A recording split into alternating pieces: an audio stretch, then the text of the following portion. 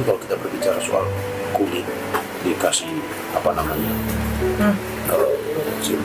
cat silver, kadang mereka juga mengeluh abu gatal atau apa gitu. Iya, mengeluh gatal. Sekarang aja senior udah tumbuh bintik-bintik merah. Di mana? Ini di leher. Oh, di leher. Iya, bintik-bintik merah. Karena keseringan pakai cat itu ya, Bu? Iya, karena keseringan pakai cat itu. Udah mengeluh dia? Enggak, ini aku gatal-gatal. Kamu lihat deh, pada merah-merah kayak gini. Katanya. Saya bilang sama saya aja, Nur, ini cuma sementara, ini nggak bakalan selamanya. Saya bilang gitu. Ya udah, Mak, ini aku bantu buat kita makan, Mak, katanya. Oh, dia bilang gitu ya? Makasih, Nur, udah ngerti, kata saya. Penghasilan dua putrinya sebagai manusia silver cukup membantu Erni dan suami. Erni mengaku tak pernah memaksa Haryani dan Nur bekerja jika mereka enggan. Kalau misalnya lagi ngambek atau dia nggak mau gitu, disuruh nyari duit, kadang dia suka ngambek. Ya udah, mau gimana lagi, kita maksain juga nggak bisa. Kalau anaknya nggak mau. Berarti hari itu irit dong, Bu, dengan penghasilan seadanya kalau mereka nggak kerja juga? Ya iya, diirit-iritin. Kalau misalnya mereka ngambek ya begitu, kita ya harus ngomong, kita harus berhemat. Sebagai ibu, Erni sebetulnya pilu membiarkan buah hatinya bekerja. Terdesak ekonomi membuat Erni tega melepas Haryani dan Nur ke jalanan. Dalam hati, ia ingin anaknya bisa sekolah, juga bermain. Namun, jalan hidup seolah belum mengarah ke sana. Iya, ada. Sebenarnya saya juga berat ngebiarin anak-anak kayak gini. Soalnya kan di usia mereka kan berat ngebiarin anak-anak kayak gini. Soalnya kan di usia mereka kan seharusnya kan main dan belajar. Bukan buat nyari uang, bukan buat, karena kan tanggung jawab nyari uang itu kan orang tua, bukan anak. Tapi akhirnya nasib berkata lain, Ibu. Iya, nasib berkata lain. Ya mudah-mudahan ini hanya sementara. Mudah-mudahan nanti dia besarnya bisa menjadi orang sukses. Mudah-mudahan ini hanya sementara aja. Ketua Komisi Nasional Perlindungan Anak menilai dalam situasi apapun anak tak sepatutnya dimanfaatkan untuk bekerja, sebab rentan jadi korban eksploitasi. Anak dimanfaatkan, ya selalu alasannya untuk kepentingan ekonomi keluarga. Kalau dia punya alasan untuk membantu ekonomi keluarga, itu eksploitasi juga. Masuk eksploitasi? Iya, termasuk eksploitasi. Karena apa? Dunia anak itu adalah dunia mendapatkan pendidikan, bermain dan menikmati waktu luang. Anak itu tidak dibenarkan untuk dijadikan sumber ekonomi dengan alasan miskin.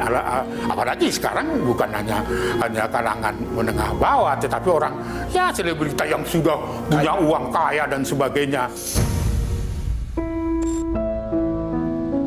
Tak hanya jalanan yang menjadi sandaran bagi para pekerja anak untuk mengais penghasilan. Lahan perkebunan juga menyimpan cerita tentang pekerja anak yang mesti banting tulang membantu ekonomi keluarga.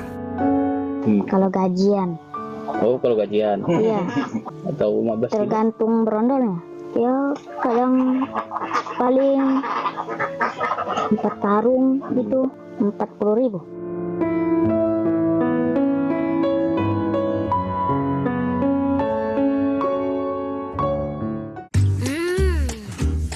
Oreo waffle? Nanti. Hah? Nyesel nggak bisa ngomong keras-keras. Oreo wafer, 7 lapis, tebal, terasa coklatnya. Saya aja, Nur, ini cuma sementara. Ya udah, Mak, bantu buat kita makan, Mak. Makasih, Nur, udah ngerti. Kenapa Ajat mau bantu Bapak? Kasihan lihat Bapak atau gimana? Iya, kasihan. Anak dimanfaatkan, ya selalu alasannya untuk kepentingan ekonomi keluarga. Maka itu merupakan kejahatan terhadap kemanusiaan. Berkas Kompas, Selasa 18 Juli, pukul 11 malam di Kompas TV. Percaya aja Nur, ini cuma sementara. Ya udah mak, bantu buat kita makan mak. Makasih Nur udah ngerti. Kenapa Ajat mau bantu bapak?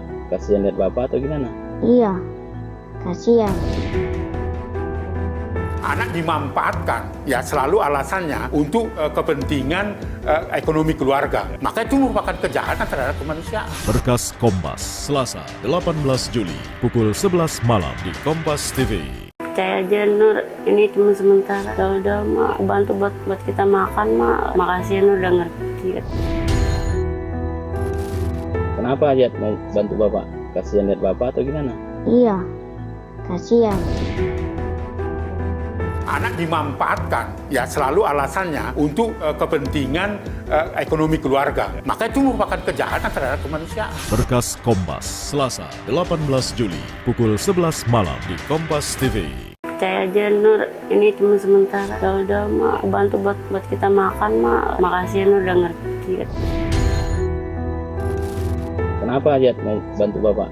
Kasihan lihat bapak atau gimana? Iya, kasihan. Anak dimanfaatkan, ya selalu alasannya untuk kepentingan ekonomi keluarga. Maka itu merupakan kejahatan terhadap kemanusiaan. Berkas Kompas, Selasa 18 Juli, pukul 11 malam di Kompas TV. Percaya aja Nur, ini cuma sementara. Ya udah mak, bantu buat kita makan mak. Makasih Nur udah ngerti. Kenapa Ajat mau bantu bapak? Kasihan lihat bapak atau gimana? Iya, kasihan. Anak dimanfaatkan, ya selalu alasannya untuk kepentingan ekonomi keluarga. Maka itu merupakan kejahatan terhadap kemanusiaan. Berkas Kompas, Selasa 18 Juli, pukul 11 malam di Kompas TV. Percaya aja Nur, ini cuma sementara. Ya udah mak, bantu buat kita makan mak. Makasih Nur udah ngerti. Kenapa Ajat mau bantu bapak? Kasihan lihat bapak atau gimana? Iya, kasihan. Anak dimanfaatkan, ya selalu alasannya untuk kepentingan ekonomi keluarga. Maka itu merupakan kejahatan terhadap kemanusiaan. Berkas Kompas, Selasa 18 Juli, pukul 11 malam di Kompas TV. Percaya aja Nur, ini cuma sementara. Ya udah mak, bantu buat kita makan mak. Makasih Nur udah ngerti. Kenapa Ajat mau bantu bapak? Kasihan lihat bapak atau gimana? Iya, kasihan. Anak dimanfaatkan, ya selalu alasannya untuk kepentingan ekonomi keluarga. Maka itu merupakan kejahatan terhadap kemanusiaan. Berkas Kompas, Selasa 18 Juli, pukul 11 malam di Kompas TV. Percaya aja Nur, ini cuma sementara. Ya udah mak, bantu buat kita makan mak. Makasih Nur udah ngerti.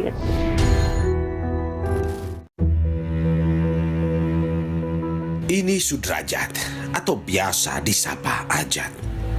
Usianya 11 tahun. Tapi alih-alih sekolah, Ajat memilih bekerja di ladang sawit, membantu bapaknya. Ajat lihai memungut brondol buah sawit yang gugur dari tandannya, lalu memasukkan ke dalam karung atau gerobak. Ajat juga sudah terbiasa menghampar tandan kosong. Kepada tim berkas Kompas, Ajat bilang ia iba pada bapaknya yang mesti banting tulang mencari uang. Ini diajak atau memang Ajat yang mau sendiri nih? Memang mau sendiri. Kenapa Ajat mau bantu bapak? Kasihan lihat bapak atau gimana?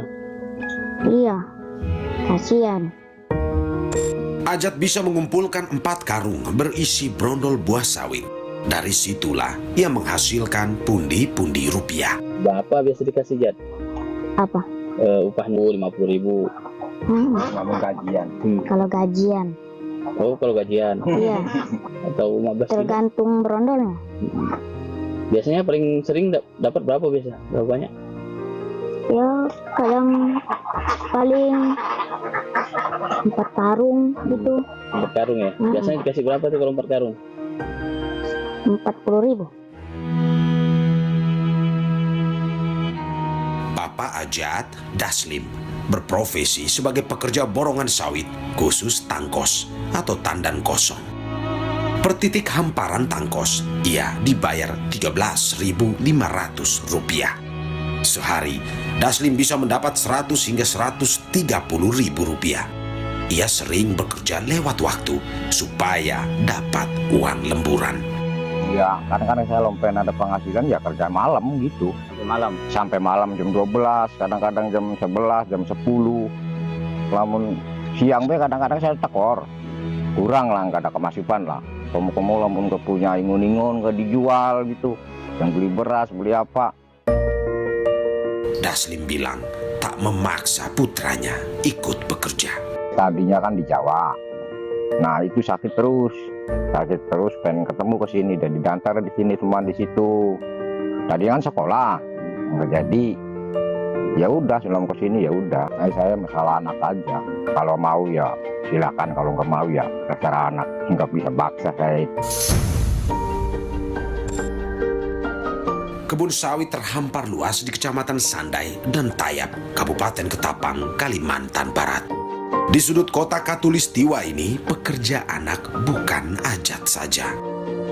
Sunarti, seorang pekerja borongan di salah satu kebun kelapa sawit, mengaku ia yang mengajak Ajat bekerja.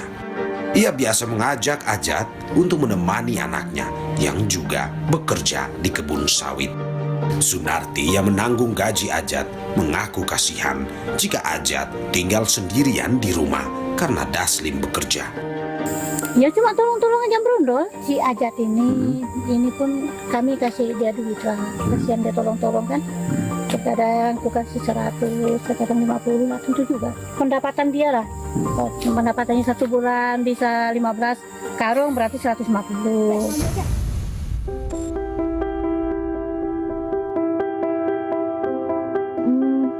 Ada maunya juga sih sekolah.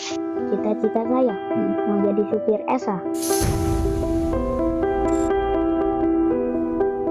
Meski kini ikut membantu bapaknya bekerja, tapi Ajat punya asa kembali lagi sekolah.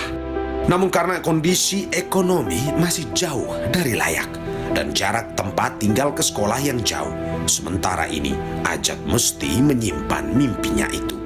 Daslim pun tak pernah berhenti berharap kelak bisa memenuhi hak Ajat mengenyam pendidikan. Ya lamun mau sih, lamun kayak kemarin-kemarin kon sekolah, ibu nggak mau saya bagaimana caranya.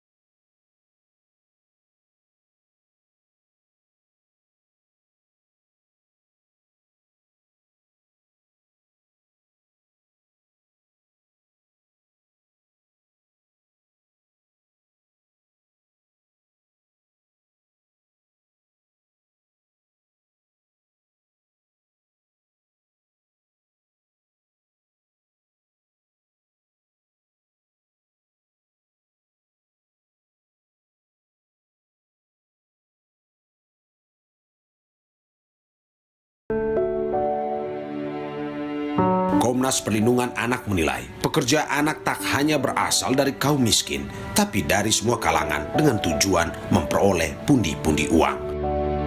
Definisi tentang pekerja anak sering mispersepsi sehingga eksploitasi pada anak masih terjadi. Karena ketidakjelasan definisi mana yang pekerja anak, mana yang eksploitasi, itulah yang mengakibatkan persoalan anak yang bekerja, baik itu di jalanan, baik itu bekerja di perkebunan, di nelayan, bahkan di jalanan, bahkan sebagai entertain dan sebagainya, yang tidak pernah tuntas. Sampai hari ini jumlahnya juga kita samakan persepsinya, mana yang tidak eksploitatif, mana yang eksploitatif. Yang saya ceritakan itu eksploitatif, apapun alasannya. Karena apapun ya, anak itu tidak dibenarkan untuk dijadikan sumber ekonomi. Negara sebetulnya punya roadmap atau peta jalan menuju Indonesia bebas pekerja anak di tahun 2022. Tetapi nyatanya di tahun 2023 ini masih saja angka anak yang bekerja jauh dari nol. Bahkan semakin mengkhawatirkan setelah pandemi COVID-19. Lantas, lalaikah negara? Ya karena eksploitasi, dia itu kejahatan terhadap anak. Kejahatan serius terhadap anak. Karena apa? Karena itu tidak pidana.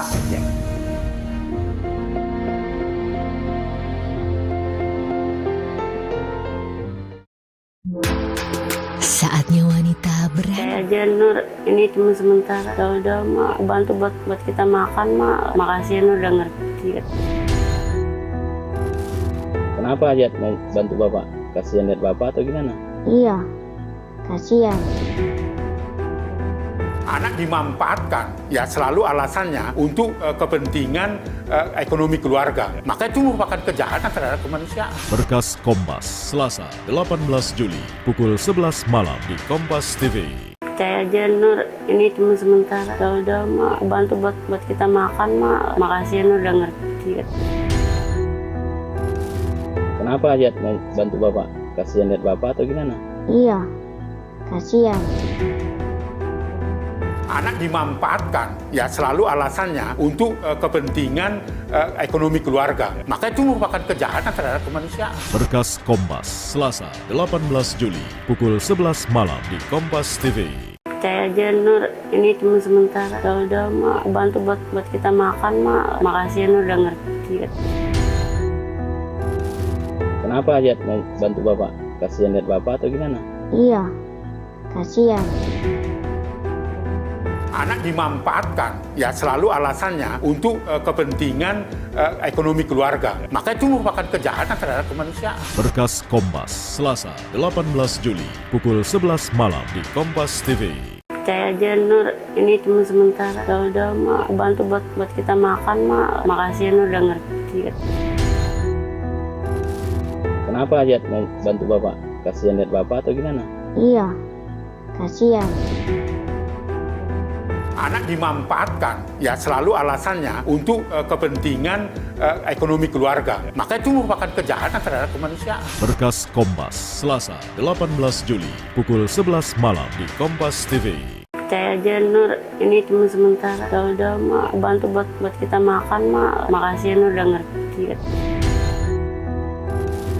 Kenapa Ajat mau bantu bapak? Kasihan lihat bapak atau gimana? Iya, kasihan.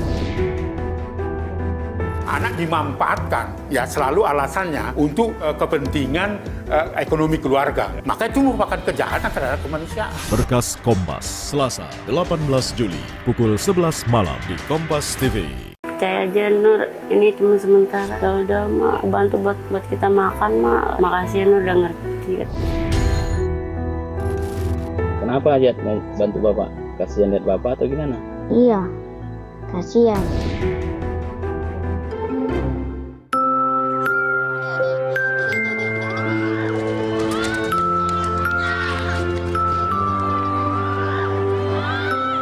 Indonesia mesti bebas pekerja anak. Di 2021, jumlah anak mencapai nyaris 80 juta jiwa. Mereka calon pemimpin masa depan. Nasib bangsa di tangan mereka. Tetapi apa jadinya jika dalam masa tumbuh kembangnya mereka sengaja dipekerjakan, bahkan turun ke jalanan mencari uang? Bak lingkaran setan, pekerja anak muncul lantaran sejumlah sebab yang saling berkaitan. Misal, terjebak kemiskinan dan upah murah bila mempekerjakan anak. BPS mengklasifikasi 3 lapangan usaha yang menyedot banyak pekerja anak, yakni bidang jasa, pertanian, dan industri. Anak berusia 14 tahun tidak masuk organisasi serikat buruh. Upahnya juga lebih murah dari orang dewasa. Dan dia tidak punya hubungan kontrak dengan pengusaha. Katakanlah contoh orang tua yang bekerja di kebun-kebun sawit, ya. Dia kan dapat target dari industri itu, katakan contohnya lah satu hari itu targetnya harus 20 kilo misalnya. Untuk memenuhi target 20 kilo itu tidak mungkin dikerjakan sendiri. Maka anaklah diminta membantu untuk memenuhi target itu. Komnas Perlindungan Anak menilai, anak yang sengaja dieksploitasi untuk bekerja, apapun itu alasannya, masuk kategori kejahatan kemanusiaan. Ya karena eksploitasi dia itu kejahatan terhadap anak. Kejahatan serius terhadap anak. Karena apa? Karena itu tidak pidana. Jadi kalau saya mendorong anak untuk bekerja di jalanan untuk mendapatkan sumber ekonomi, sekalipun itu untuk ekonomi keluarga, apalagi menengah atas, itu pidana gitu loh. Pemerintah memang telah mengeluarkan instrumen untuk melindungi anak dari tindakan eksploitasi dengan menjadikan anak sebagai pekerja. Misalnya, Undang-Undang Nomor 1 Tahun 2000 tentang pengesahan Konvensi ILO mengenai penglarangan dan tindakan segera penghapusan bentuk-bentuk pekerjaan terburuk untuk anak. Di dalamnya, mewajibkan negara menjamin pelarangan dan penghapusan bentuk-bentuk pekerjaan terburuk untuk anak.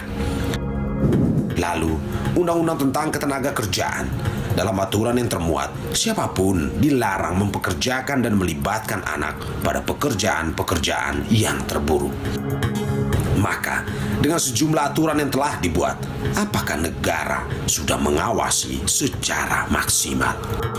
Sangat lemah, karena saya pernah terlibat untuk memberikan intervensi untuk katakanlah memberikan masukan ke bagaimana intervensi yang baik bagi anak-anak yang terpaksa bekerja di beberapa daerah, termasuk di daerah-daerah perbatasan. Siapa yang mengawasi itu? Nggak melakukan apa-apa. Negara juga punya roadmap atau peta jalan menuju Indonesia bebas pekerja anak di tahun 2022. Strategi yang disusun tahun 2014 ini merupakan langkah sejumlah lembaga dengan tujuan akhir mengentaskan pekerja anak di tahun 2022. Tetapi faktanya, goal peta jalan belum juga terrealisasi. Di mana negara? Ketika masih ditemukan, maka ini menjadi PR kita, dan ini tentu ada Kementerian Tenagakerja, ada kementerian lembaga terkait, dan ini dilakukan berbagai upaya, termasuk tadi memastikan bahwa ketika ditemukan praktek pekerja anak, tentu sistemnya akan bekerja untuk memastikan bahwa upaya penarikan, upaya pencegahan, dan upaya penanganan perlu dilakukan. Komnas Perlindungan Anak menilai negara belum seutuhnya hadir bagi anak. Pemerintah dinilai perlu bekerja sama membentuk tim untuk mengupayakan agar tak ada lagi pekerja anak, termasuk bagi orang tua yang hidup di ambang kemiskinan. Sehingga mereka tak punya pilihan selain menyuruh anaknya bekerja. Menyiapkan lapangan pekerjaan bagi keluarga yang alasannya mempekerjakan anak atau menyuruh anak, membantu anak dalam keluarga sebagai ekonomi alternatif keluarga. Disitulah programnya memberikan tempat program ekonomi keluarga yang ada di Menteri Ketenagakerjaan. Lantas, langkah apa yang negara bakal lakukan supaya Indonesia benar-benar bersih dari pekerja anak? Pertama, dengan penyebarluasan dan atau sosialisasi ketentuan peraturan perundang-undangan. Lalu kemudian juga yang kedua, melakukan upaya pemantauan, pelaporan, dan pemberian sanksi. Anak jadi aset bangsa. Kita jangan tutup mata dengan sengaja menjerumuskan pada kejamnya eksploitasi kerja. Pekerja anak harus dihapuskan.